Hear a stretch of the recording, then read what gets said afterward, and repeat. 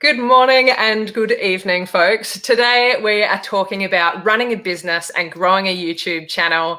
Today's guest is Angie Fleiterer. Angie is I've got a nod from backstage saying I've pronounced your name right, which I'm thrilled about. Angie is a chemical engineer turned chocolatier. She's the founder of Seattle-based chocolate company Chocolatespiel, and also the founder of the YouTube channel Angie Learns How to Chocolate, which Angie refers to as a playground for new designs and flavors. So whether you are joining us live for the replay, if you're watching this on Angie's channel in the future, or if you're here live with us, thank you so much for being here, and a very, very warm welcome to today's guest, Angie. Angie, hi. Hello. Thank you so much for having me. Thank you so much for being here. What a journey we've already been on this morning / this afternoon. It's so good. So straight off the bat, I'd love to know if you're watching in the live stream or if you are watching in the replay, let us know where you're watching from, how you came across this video, and where are you joining us from today, Angie? So I'm in Seattle, Washington. So probably, I don't know, half across the world from you, I guess. Yeah, it's a bit of a hike. It's a bit of a hike, and it's always sunny there, I hear. Well, yeah, it's always raining. So we have May and it is raining. I mean, it wasn't too bad today, but yeah, it's not the best. Like probably compared to yours. Yeah, I mean, we get a little bit of rain down here in Adelaide. I think not so much. I was in Seattle for about 3 days about 15 years ago, and it rained the whole time. But still, it was so much fun. Yeah, it was so good. So also, let us know in the comments what you are sipping on. I'm hitting the hard stuff today in this beautiful mug from my mum. This is chamomile tea. Have you got a drink with you, Angie? Chamomile licorice. Really? Yeah. Oh my goodness, that wasn't even planned. What a beautiful, beautiful moment. Yes. We've got Nina McCann, my wife, watching from Adelaide. That's nice. She's in the room over there. That's lovely. We've also got Emily O'Brien Brown clapping away. Thank you so much for being here, Emily. Yes. That's awesome. So straight off the bat, I would love to know a bit about your backstory, Angie, and like how you came to become a chocolatier, chocolate maker. Yeah, so as you can hear from my accent, I'm not American. I'm German, so I grew up in Germany in a small town. And I used to be a chemical engineer, and I was developing paintings for like cars and furniture and things like that. But in 2016, me and my husband, we moved to the US, to Seattle. And yeah, I had to wait for my work permit for a couple of months. And I always loved food. I always loved chocolate. So I did a lot of fun, also chocolate-related tours here in Seattle. And one of them was through a chocolate factory. And there I saw that they were using the same machines as I was using back in Germany in my chemical engineering job. And never really thought about like working in chocolate at that point, because who's working in chocolate? No one. But really, like 2 weeks later or so, I did another tour through Pike Place Market. And during that tour, we stopped by this little store, and they told us that they would open up a new factory in a couple of weeks. And at that point, I had my work permit. So next day, I went there with my resume in my hand and asked them if they are looking for people to hire that have experience in product development. And then they kind of hired me as an intern, and everything fell into places, and I started my own business in 2019. Yeah. Wow, that's so amazing. Do you know a lot of chemical engineers who have become chocolatiers? Like, honestly, I know some. Like, I know at least one or two other people. Yeah. Because, you have this whole process. You're used to processes and machines and these kinds of things in chemical engineering. And, like, there's a whole process behind making chocolate as well. Yeah, it's not just like, I don't know. I've watched a lot of your videos at this stage, which are so amazing, and I'm like, oh wow, this is not something that I feel confident doing yet. But your videos are so amazing because they just teach people how, like, I could, if I wanted to learn how to do chocolate, I could watch your videos. Yes. And I don't know, maybe I will. Have we got anyone else in the chat? Has anyone else tried to make chocolate? Because it is quite a thing, and it's amazing process to watch your, like, yeah, it's so good. Watch them. Go watch them. Angie's channel is actually linked below if you in the description, so you can go and check it out and watch some of these awesome videos for yourself. I'd love to know, Angie, what was your motivation to start your YouTube channel, and how has it evolved? How's your channel evolved since the beginning? So I just talked about me stumbling over a chocolate job where I started also working as an intern. So at that point, right afterwards, I also started an online class for like a chocolatier online class.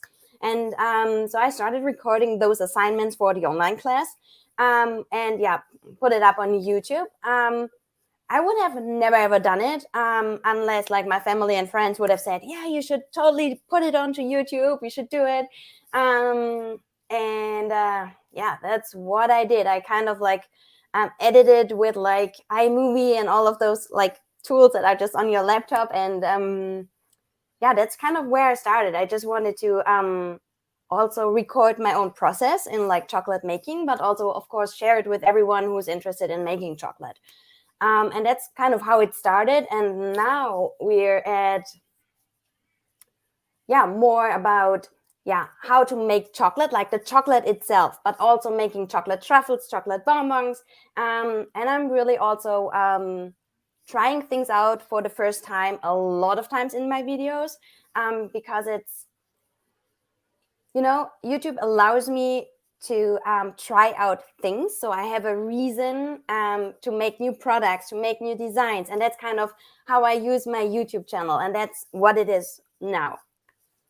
Yeah. So is that how it's, I was going to ask you how your YouTube channels helped you to grow and shape Chocolatespiel, your business. And is that, yeah, could you talk a little bit about the process of product development through YouTube? I think that's so interesting. So let's just say, let's take my current example. I know I want to make an Earl Grey chocolate bar. So I love tea. So I want to make an Earl Grey chocolate bar. I have the idea in my head. I don't have a recipe and I don't have a design for my bar. Like there's nothing. So the next thing I will do is probably work on a recipe. I'll just like dump everything in that I think might work and I share it with everyone on YouTube. And the nice thing about it is that I have really, really smart viewers. And often I really get great feedback from like chocolatiers that work in the field for like 20 years. So it's not only like me sharing things, but I really get also a lot of great advice and tips back. And so this is how it shapes my products for Chocolatespiel. Like I started YouTube and then it develops. Yeah. And so you've got all of these chocolatiers, because I've noticed like your comment section on your videos just like goes off. Some of them, like there's so much like people sharing their wisdom. Yeah, totally. Has that, do you meet people and say, oh, hey, I've got a YouTube channel? Or like how have those people discovered your channel? Is it through search or? I think it must be through YouTube search. I mean, I have no idea. Honestly, I never asked them how they find me. But I think it's also because I have some videos that that are just very helpful for, not only for beginners, but yeah, that are just really helpful. Like if you look for a certain thing, maybe how to more easily temper chocolate or make colors or something. I think that's how they find me, through the search. Yeah, I've heard how-to videos are exceptionally helpful for YouTube search.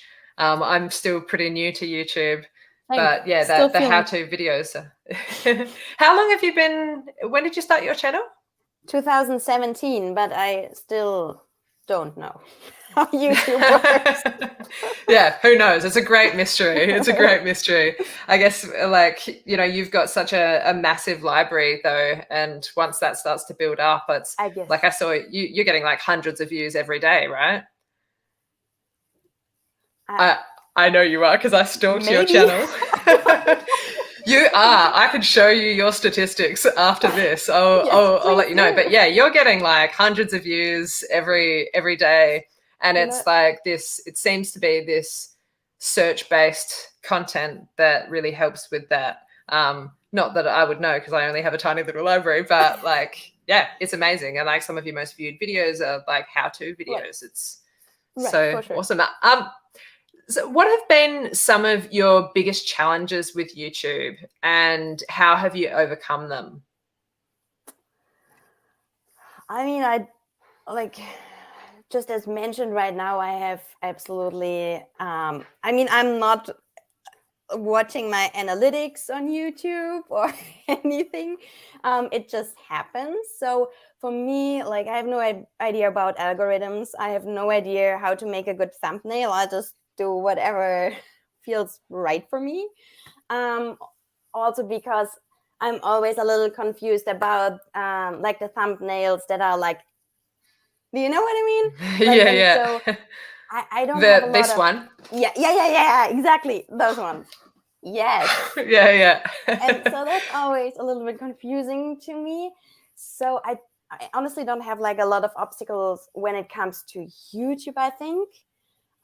It's for me, it's more like the editing and like having a good sound or like audio quality. That's more like the challenges that I have and I'm trying to improve. Yeah. And do you still edit using iMovie? No, now I'm using Davinci Resolve.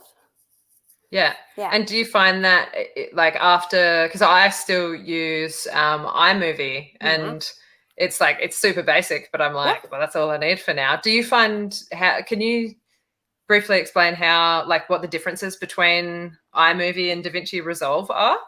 Yeah, I think just what you said, iMovie is just very, very basic. So it does everything you really need. I think so. You can cut pieces and everything.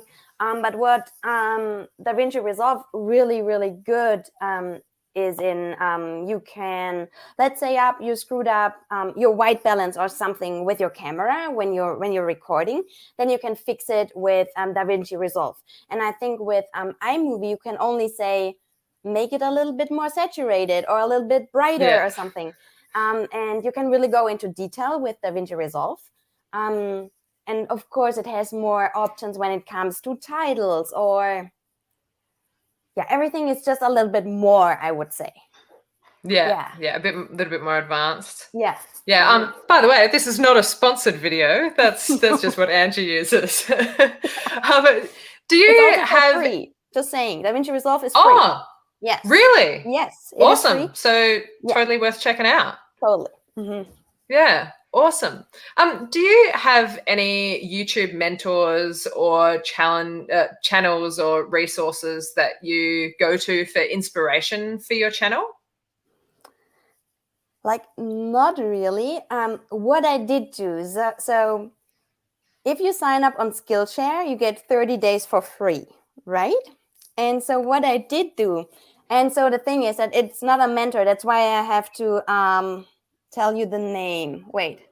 There's this guy, and probably everyone knows about him, Marquis Brownlee, MKBHD. He's a tech guy, and so he also has a course on Skillshare, and that's something I would watch, like, because I really want to improve my my skills when it comes to editing and like all of these things. I watched his course because it was super, super helpful. So that's, I mean, wouldn't go as far as I would say he's my mentor or something. But he has great, great tips when it comes to editing and photography, and he knows what he's doing for sure. Yeah, awesome. With your thumbnails, I think, do you mind if I pull them up on the screen here? Totally fine.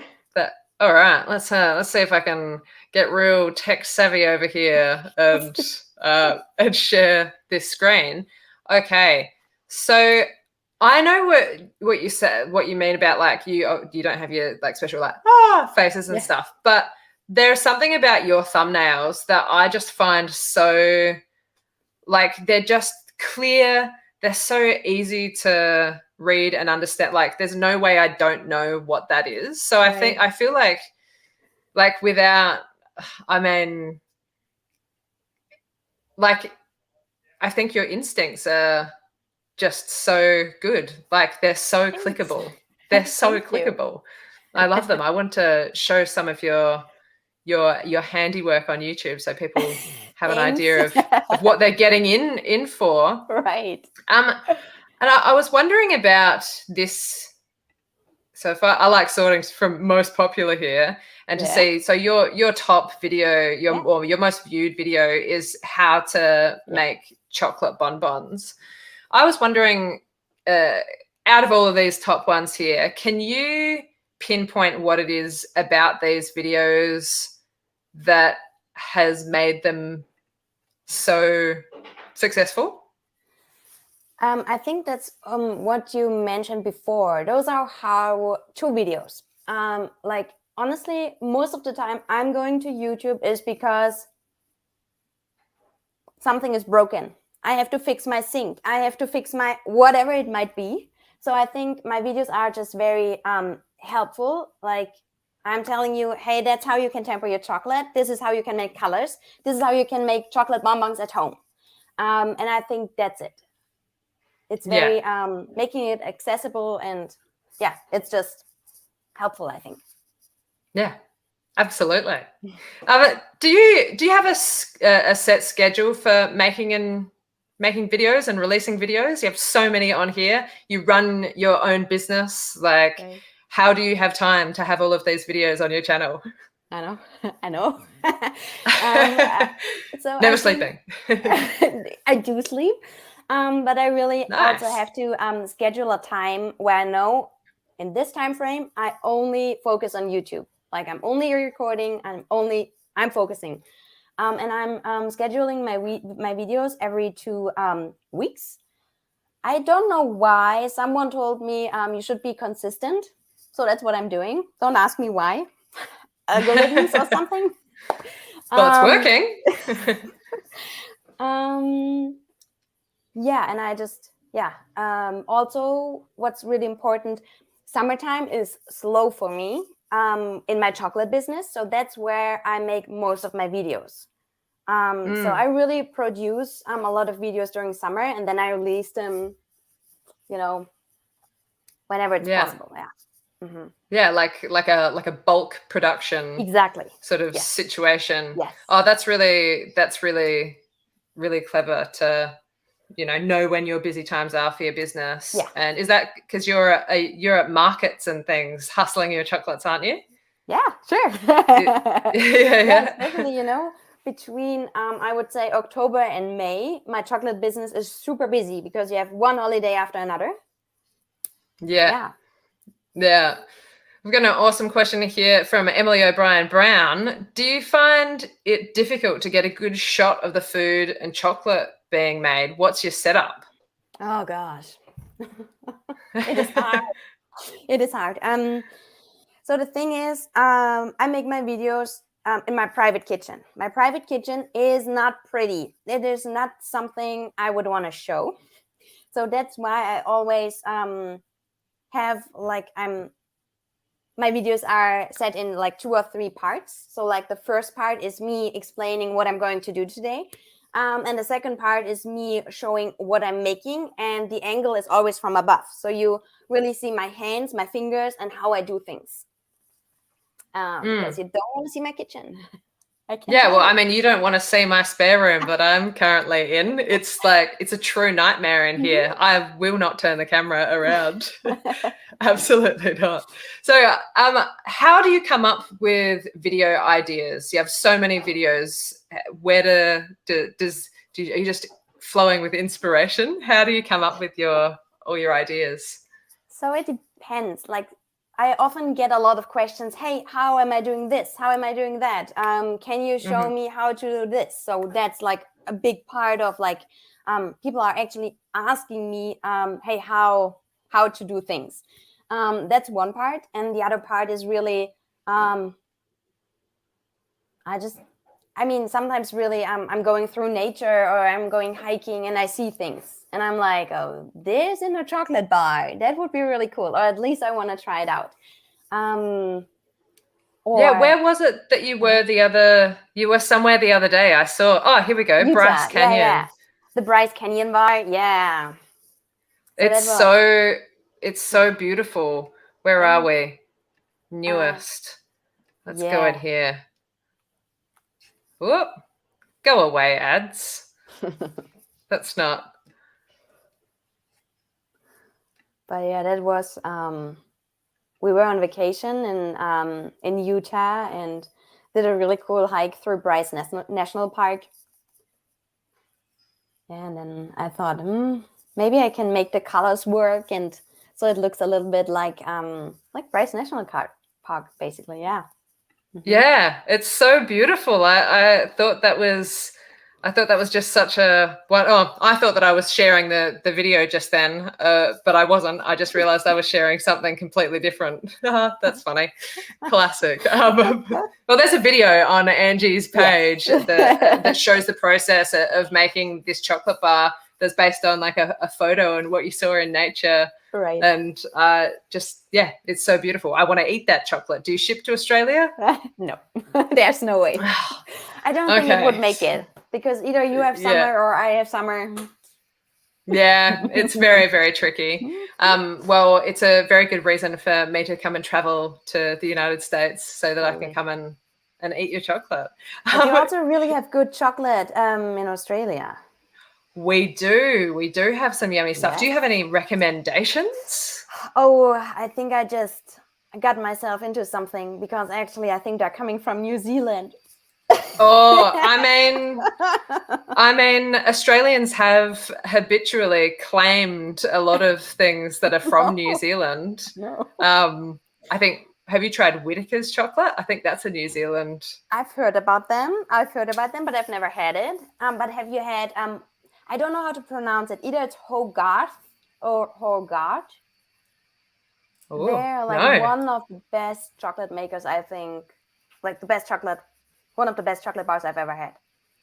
Oh, my goodness. Do we know how to spell this? Because that's something that I need to find. Okay, wait. I don't know. I think I can't write something in here, right? Wait, I can send you. Oh, yeah, you can. I think that's how you write it. I think I can only do it in a private chat, but it's very good. All right. Can I put that? Oh, I can't. Hogarth. Yes. All right. I've definitely got to get my hands on some of that. In what ways have you monetized your channel, Angie? I have Amazon affiliate links for people that are looking for equipment and stuff. So you can just click on there and I get some money, some advertising money. And other than that, it's just through YouTube. Yeah, the YouTube AdSense, ad revenue? YouTube AdSense, And how long did it take your channel to, like, a lot of people are very, very curious about how long is it going to take me to start? My dad's always saying, so when are you going to start making money off of YouTube? And I'm like, I don't know. But yeah, so how long did that take you? Because I know I'm expecting it to be a long game, like to not be super fast. The thing is, so I started a channel in 2017, but I also took a break for, I think, at least 1.5 years, at least. And I think I started making money about a year ago. Yeah. So maybe that's awesome. Between 1 and 2 years. Because I had this break in between, so I'm not sure how to count that in. Oh, don't count the break time. I wouldn't be counting the break time. Then let's just say between 1 and 2 years, I think. Yeah. Yeah. Well, that's awesome. Like a lot of people take many, many, many, many years and it's so good. Do you have a lot of affiliate partnerships, or is the main one that you use Amazon? Well, I only have Amazon. Yeah. Yeah. Yeah. Awesome. Well, they have everything. Yeah, they do. They have so much. I was wondering if you have some tips for people who are just starting out on YouTube. Well, I guess just be yourself and just do it, because if you never start, you will never get what you want. Like those are not very not very great advice, or it's not a really great advice, because I think you just like everyone has to figure it out on their own, I think. Because every journey is so completely different, because if one thing works for one person, you can't just copy paste. That's not how it works, I think. But yeah, you just have to start and do it. Yeah. Yeah. Yeah. Have you ever had any challenges with like being in front of the camera and like, because I know sometimes I have feelings of like self-doubt and like Always. Every time. Always? Always, every time. I always feel like, my shoulders are here. Yeah. And then I'm like, relax. Or for example,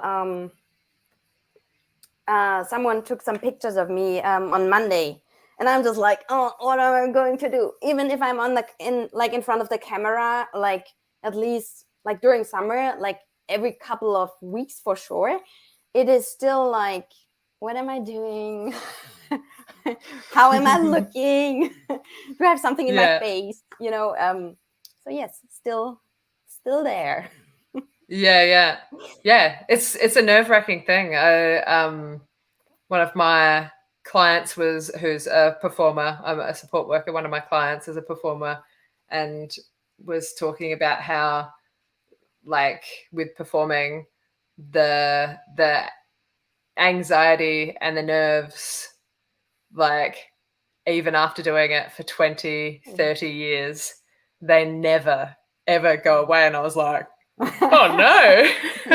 Oh no. But he was saying that the thing that you just have to do is just do it anyway. Yeah. Just like acknowledge the feelings and just do it anyway. And Good. I think that's really, really cool advice. And yeah, I think your advice is great, because there are a lot of people who worry for a long time and don't do it. So right. Just doing it it's the main thing. It is the main thing, and I also think it's one of the hardest thing, because you have something in your mind how it's supposed to look like, and it will never be like that. And I think it's a really when you see it and it's like, oh gosh, especially for me when I'm like editing and I listen to myself and I'm like, that grammar was wrong, I pronounced this word wrong, it's just like there's always something that you will not like. For sure. It's a nasty little beast, that, isn't it? It's totally. it's so interesting, but I mean I suppose it's there to protect us in a way, but it's also like, go away. Go away, or just relax a bit. Yeah. Mm-hmm. I think that like the knowledge that it's not going to be perfect. For example, this live stream that was supposed to be going to both of our channels, that I realized at the last minute wasn't going to be going to both of our channels, and it's such a bummer. But there's next time it will. Next time it will. Next time it will be better. And I really like that advice of getting 1% better with each video. Right. Yeah. Right. So what's next for your channel? Are you working on anything in particular at the moment? Well, tomorrow I will record a video about packaging, because it's really hard to find packaging when you make chocolate as a hobby. It's really hard to find cute packaging, because everything is like wholesale or it comes in bulk. So that's what I'm going to do tomorrow. I have some photos of your packaging. They're so beautiful. Thanks. Your chocolates are so beautiful. Like, I think we should all take a road trip from Australia, whoever's watching from here, to the United States and get some of these chocolates. But this packaging, is this the packaging you're speaking of? Because I love your branding. It's so cool. But this is custom made. So this is one of the challenges that, I mean, like if you're a private person and you just want to make some chocolate for your friends and your family, maybe your coworkers, I mean, you will not make custom packaging, I think. And so that's also something I want to talk about, but it's more about like the bonbon box, for example. Yeah, example like this. You can buy this like 25 pieces or something, which is affordable and doable for everyone, I think, that makes chocolate. Because honestly, also chocolate making is a really expensive hobby. Chocolate is expensive. And yeah, so that's also something I want to talk about. Just where to get it, at least when you're in the US. Yeah, awesome. And the chocolate, so chocolate is expensive to make. Yes. Is it, you make your own chocolate, right? Right. So does that help reduce the expenses, or does that make it more expensive? For me, it makes it more expensive because of the labor that goes in. Like maybe the ingredients might be not as expensive because I'm also buying in bulk. Like I buy beans in bulk, I buy sugar in bulk and everything. But it takes me at least a week to make chocolate. And then I need to make like a chocolate bar or whatever I'm ending up with. But also if you buy a high quality chocolate from a bigger company, also this is really expensive. Like you will like easily for like you will pay a lot of money for chocolate, no question. Yeah. So what are the main places that people can find you if they want to watch your videos or if they want to buy your chocolates? Obviously on YouTube at Untitled Chapter, on Instagram at Chocolatespiel. I have a TikTok now. I have no idea about TikTok, but I have a TikTok now. Don't ask me anything. Excellent. I'm confused. I have TikTok too, and I'm like, I have absolutely no idea what I am doing. Same. No idea. And then people post a video of them like squeezing a grape and it's got 60 million views. I don't know. Maybe I should squeeze chocolate. Maybe that's how it goes. I don't know. Maybe. Well, there's a YouTube channel that is all about just like cutting things open. And it's like one of the most, I can't remember what it's called, but it's amazing. Look that up. So you're on TikTok under Chocolatespiel? Yeah. And that's Pinterest at Chocolatespiel, but there's not much going on. Then I have an Etsy, Chocolatespiel. I have a website, chocolatespiel.com. Yeah. Awesome. Beautiful. Well, I will link all of those things in the description of this video. And yeah, if you are interested in learning how to make chocolate, then check out Angie's channel and website. And if you are interested in seeing more chats like this, make sure you subscribe to this channel. Thank you so much for joining me today, Angie. It's been so lovely learning from you and hearing your little pearls of wisdom about YouTube for business. It's been so much fun. Thank you so much for having me. Thank you so much. And to everyone who's watching in the live stream and afterwards in the replay, thank you all so much for being here. Catch you soon.